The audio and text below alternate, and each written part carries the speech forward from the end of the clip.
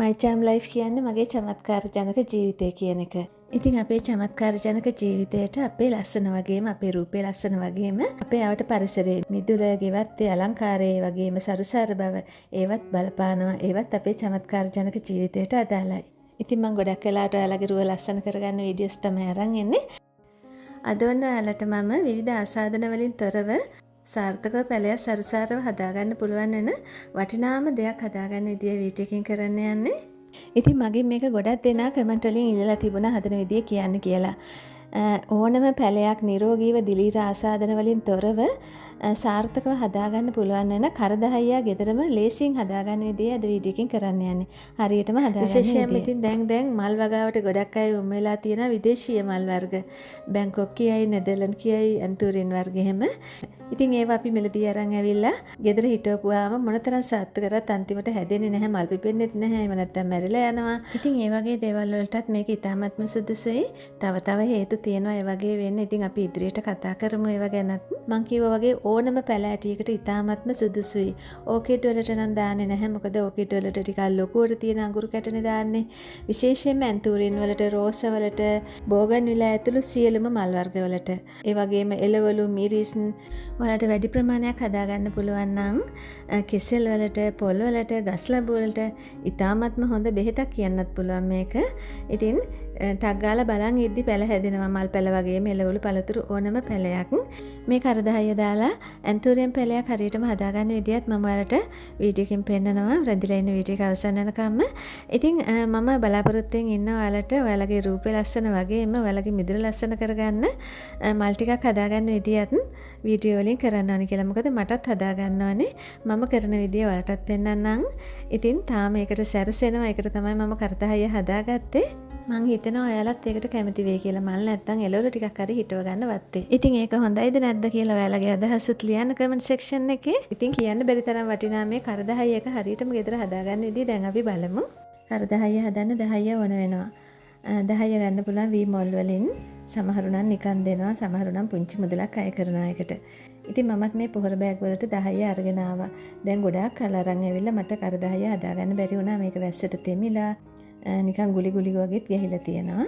කරදහය හදාගන්න නිදහස් තැනක් තෝරගන්න. ඉතින් මේක ලොකුවට ගින්දර උඩට නගින්නේ නැහැ. නිකන් පිච්චෙනවා විතරයි. ඒ වුණාට ටිකක් පරිස්සම් ඇති තැනක මේක හදාගන්න ඕනේ. පුංචි බබාලා එහෙම ඉන්නවා නම් ඒ පැත්තට යවන්න එපා. මොකද පේන්නේ නැහැ ඇතුලේ ගිනි අඟුරු තියෙනවා. මේ විදිහට මම 10 ටික දාගත්තා. ඉතින් දාගන්න කලින් ඒ දාන තැන අතු ගාලා එහෙම පිරිසිදු කරගෙන දාගන්න. 10 ටික හොඳ වේලි ගතියට තියෙනවා නම් මේක හදාගන්න ලේසි, ඉක්මනින් හදාගන්න පුළුවන්. ටිකක් තෙත ගතියට වගේ තිබුණොත් වෙලා යනවා. මේ විදිහට මැද්දෙන් පොඩ්ඩක් වලක් වගේ අතින් හදාගන්න ඕනේ. 10 ටික ඇඩ් කරලා. ඊට පස්සේ මේක මැද්දෙන් අපි ගිනි තියාගන්න ඕනේ. ගිනි තියාගන්න නිකන් දර දාලා මේකේ මැද්දට දානවට වඩා මේ වගේ මොකක් හරි ඇල්මිනියම් ඔයාලා පාවිච්චි කරන්නේ නැති සාස්පාන් කෑල්ලක් හරි කැඩිච්ච බාල්දියක් හරි මොකක් හරි අරගන්න. ලෝහමය එකක්. ඒකට තමයි ගින්දර තියන්න ඕන. දර හරි පොල් කටු හරි දාලා.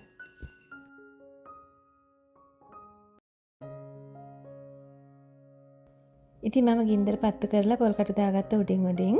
ඔයාලට පොල් කටුම කියලා එකක් නැහැ. ඉතින් දර තියෙනවා නම් දර දාගන්න. මේක මැද හොඳට රත් වෙන්න ඕනේ. ඒ කියන්නේ හොඳට ගිනි ගන්න ඕනේ. ඒ ගිනි ගන්න ඕනේ අර භාජනයේ දාන්න ඒකයි. නැත්තම් හැමතැනටම ගිහිල්ලා එකපාරට අලු වෙනවා. භාජනයක් දාපුවාම මොකක් හරි කැඩිච්ච එකක් වුණාට කමක් නැහැ. ඔයාලා ඉතින් අලුත් මේවා ඕන නැහැ. හිල් තිබුණත් කමක් නැහැ. එතකොට කන්ට්‍රෝල් වෙනවා. ඒ ගින්දර සැර ඕනවට වඩා ගිහිල්ලා අලු වෙන්නේ නැහැ.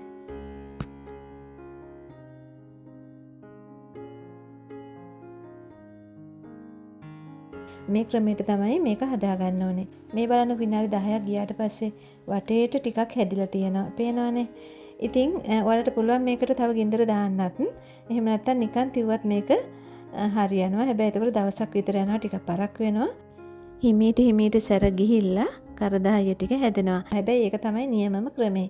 අපි මේක ගින්දර වැඩියෙන් දාන ටිකක් අලු වෙන්න බලනවා. මේක දාලා ඔයාලා වැඩක් කරාට කමක් නැහැ, වෙන වැඩක්. නමුත් තැටින් සැරේ ඇවිල්ලා බලන්න ඕනේ. නිකන් අලු ගතියට වගේ තියෙනවා නම් පිච්චිච්ච නැති 10 ඒ උඩින් දාගන්න ඕනේ. එතකොට ඒ අලු ගතිය ඉවත් වෙලා නැවත හරියට පිච්චෙනවා.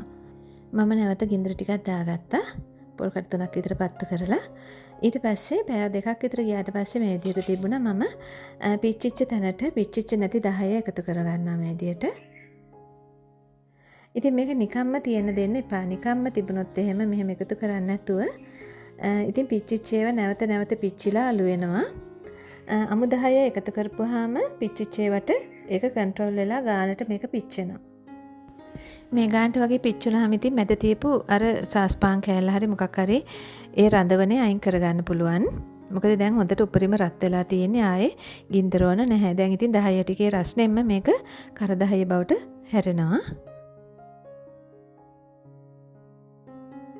මේ විදිහටම එකතු කරගත්තා. ඉතින් මම පැයෙන් පැයට වගේ ඇවිල්ලා බැලුවා. බලලා ඒ විදිහට එකතු කරගත්තා. දැන් ඔන්න කර 10 ටික මම පුච්චගෙන ඉවර වෙන්න යන්නේ. මොකද රෑ වෙන්න යනවා. ඉතින් වහින්නත් වගේ. මීටත් වඩා මේක පුච්ච ගන්න පුළුවන්. මේකේ අතරින් පතර වලට පේනවනේ. ඉතින් පිච්චිච්ච නැති ඒවාක් තියෙනවා. ඒ වුණාට ප්‍රශ්නයක් නැහැ. මේක සම්පූර්ණම ඉතින් මේ 10 ටික පුච්ච ගන්න පුළුවන්. මට ටිකක් රෑ වුණා. මොකද දවල් තමයි මම 10 පුච්චන්න අරගත්තේ. උදෙන්ම දාගත්තා නම් කරගන්න තිබ්බා. ඊට පස්සේ ඉතින් කරන්න ඕනේ මේකට හොඳට වතුර දාලා මේක නිවා ගන්න ඕනේ. මේකට වතුර දානකොට මල් බාල්දියකින් හරි එහෙම නැත්නම් හෝස් එකකින් අල්ලලා හරි වලට වතුර මේකට දාගන්න පුළුවන්. ඉතින් නිකන් වතුර දාලා අයින් වෙලා ඉන්න එපා. සමහරලාට චුට්ටක් හරි ගින්දර සැර ඇතුළේ තිබුණෙත් එහෙම ආයෙ ගිනි ගන්න බලනවා. එහෙනම් හොඳට පරණ ඉදලකින් හරි එහෙම නැත්නම් උදැල්ලකින් වගේ එහාට මෙහාට කරලා නැවත නැවත වතුර දාලා බලන්න ගින්දර සැර ඇතුළේ තියනවාද කියලා. ඔක්කොම නිවා ගන්න ඕනේ. නැත්නම් ඔයාලා මේක දාලා ගොඩක් වෙලා බලන්න නැතුව හිටියොත් එහෙම නැවත ගිනි අරගෙන අළු වෙලාම යයි. ඉතින් එහෙම මට වෙලා තියෙනවා. මගේ අත්දැකීම් තමයි මම කියන්නේ. දැන් හරි වන්න මම කර 10 ටිකට වතුර දාලා නිවා ගත්තා. ඉතින් මේ තියෙන්නේ අපි හදාගත්ත කර 10 ටික. ඊට පස්සේ මම ඇන්තූරියම් පැල අරන් ආවා. මම ඇන්තූරියම් පැලයක් හදාගන්නයි යන්නේ. ඉතින් ඇන්තූරියම් පැලයක් හදාගන්නකොට අපිට පස් ඕන වෙන්නේ නැහැ. ඕන වෙන්නේ විශේෂයෙන්ම පොල්ලෙලි කෑලි. ඉතින් චූටියටම කපාගත්ත පොල්ලෙලි කෑලි තමයි මේ තියෙන්නේ. අඟල් භාගයට වගේ කපාගෙන තියෙන්නේ. ඉතින් ඔයාලට ගෙදර පොල්ලෙලි තියෙනවා නම් සල්ලි වලට ගන්න ඕන නැහැ. පොල්ලෙලි ටිකක් පෙඟෙන්න දාන්න. දවස් 3-4ක් විතර වතුරේ පෙඟෙන්න දාලා කහට ටික යනකන් ඉඳලා ඒ පොල්ලෙලි අරගෙන චූටියට කපා ගන්න පුළුවන්. නිකම්ම පොල්ලෙලි අරගත්තොත් එහෙම ඒවැය තියෙන කහටට මුල් දුවන්නේ නැහැ. ඇන්තූරියන් ඕකිඩ් දෙකටම එහෙමයි. එහෙම නැත්නම් ඔයාලා පරණ පොල්ලෙලි තියෙනවා නම් වැසට තෙමිලා තියෙන ඒවා එළියේ ඒ පොල්ලෙලි ටික කපලා ගත්තට කමක් නැහැ. ඉතින් මම නම් කඩෙන් අරගත්තේ මට වත්තේ තිබුණත් ඒවා කපා ගන්න වෙලාවක් තිබුණේ නැති නිසා ඔයාලට කඩිනුත් ගන්න පුළුවන් පොල්ලෙලි මේ විදිහට කපපු ඒවා. ඊට පස්සේ ඕන වෙනවා සාමාන්‍ය ප්‍රමාණයේ වැලි. ඒ කියන්නේ චූටිම හීනි වැල්ල නෙමෙයි. ඉතින් අතුගාලා අපි කොළ ටික එකතු කරගෙන යනවනේ. එතකොට මෙන්න මේ වැලි තියෙනවා. මේ තියෙන්නේ. එහෙම නැත්නම් වැහලා වතුර එකතු වෙන තැන්වල හොදගෙන යන තැන්වල මේ වැල්ල තියෙනවා. එහෙම නැත්නම් ඔයාලගේ ගෙවල් කපරාරු කරනකොට වැලි හලනවනේ. ඒ වැලි හලලා සිවුම් වැල්ල තමයි ගන්න. ඉතින් ඉතුරු වෙන වැලි තියෙන්නේ. ලොකු වැලි කැට ඉතුරු වෙනවා. ඒ වැලි කැටත් හොඳයි. ඉතින් මම මේ විදිහට ටික එකතු කරගෙන ආවා. ඊට පස්සේ ඒ ටික සෝද ගන්න ඕන හොඳට.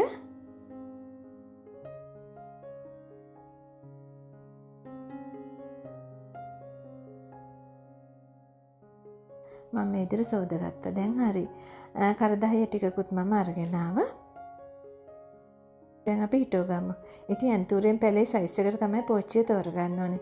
චූටි පැල වලට චූටි පෝච්චියක් ගන්න ඕනේ. මම මේ වගේ පොඩි පෝච්චියක් අරගත්තා. ඊට පස්සේ ඉස්සෙල්ලාම මම පොල්ලෙලි කෑලි ටිකක් තමයි ඇතුළට දාගන්නේ. දාලා කර 10 ටිකක් දාගන්නවා මම. ඊට පස්සේ වැල් ටිකක් දාගත්තා. දාලා මේ ටික පෝච්චිය ඇතුළතම මම කලවම් කරගන්නවා. ඉතින් ඔයාලට මේක එළියෙන් ඔක්කොම කලවම් කරලා පෝච්චියට දාගන්නත් පුළුවන්. දැන් හරි. මම මේ දාගන්නේ ඔස්මකොට් පොහොර එක, පැල හැදෙන එක. ඉතින් මම ඉදිරියේදී ඔයාලට මේ පොහොර ගැන මේවා ගැන ඔක්කොම විස්තර වීඩියෝ වලින් කරන්න බලාපොරොත්තුෙන් ඉන්නවා. මම මේ පැල කැප්ටන් දියරේ දාලා තියෙන්නේ. මොකද මේ පැල ගලවලා දවස් 4-5ක් වෙනවා මම ගෙන්න ගත්ත පැල වගේක්. මම කැප්ටන් දියරේ දාගත්තා දිලිර නාශකයක් විදිහට. ඉතින් මම බලාපොරොත්තු වෙනවා ඔයාලට ඇන්තූරියම් ඕකිඩ් එහෙම හදන විදිය මම කරගන්නකොට ඔයාලට පෙන්නන්නේ විදියටම. මම කැප්ටන් දියරේ ඉතින් පැයක් විතර තියලා තමයි මේ හිටව ගන්න අරගත්තේ. ඊට පස්සේ මම මේ විදිහට හිටව ගන්නවා. පොල්ලෙලි කෑලි කොටස් 2යි, කර 10 කොටස් 1යි, වැලි කොටස් භාගයයි වගේ දාගත්තම හරි. ඊට පස්සේ හොඳට කලම් කරලා මේ විදිහට මම හිටව ගත්තා. උඩිනුත් කර 10 ටිකක් දාගන්නවා. මේ විදියට දැන් හරි. ඔන්න ඉතින් මම කර 10 හදලා ඇන්තූරිනුත් හිටව ගත්තා. ඉතින් ඔයාලා try කරලා බලන්න මේ 10 එක හදාගන්න. ඉතින් මං ඉල්ලීමක් ඉෂ්ට කළේ ඔන්න. ඉතින් මං ගොඩක් වෙලාවට කෑම බීම හදනවා. ඔයාලගේ රුව ලස්සන කරගන්න දේවල් කරනවා. ඉතින් මං ආසම දෙයක් තමයි මේ ගාඩ්නින් පැත්තත්. ඒකත් මම ඔයාලට මං කරන ගමන් වීඩියෝ අරන් එන්නම්. ඉතින් මගේ වීඩියෝ එක හොඳයි නම් like එකක් දාලා වෙනද වගේම අදහස් ලියන්න. ඔයාලට කරන්න ඒවා තියෙනවා නම් ඒවත් කියන්න. ඒ වගේම තාම මගේ channel එකට my charm life එකට subscribe එකක් දාලා නැත්නම් subscribe එකකුත් දාලා එකතු වෙන්න ගිහින් එන්න. සුබ දවසක් අර සියලුම දෙනාට.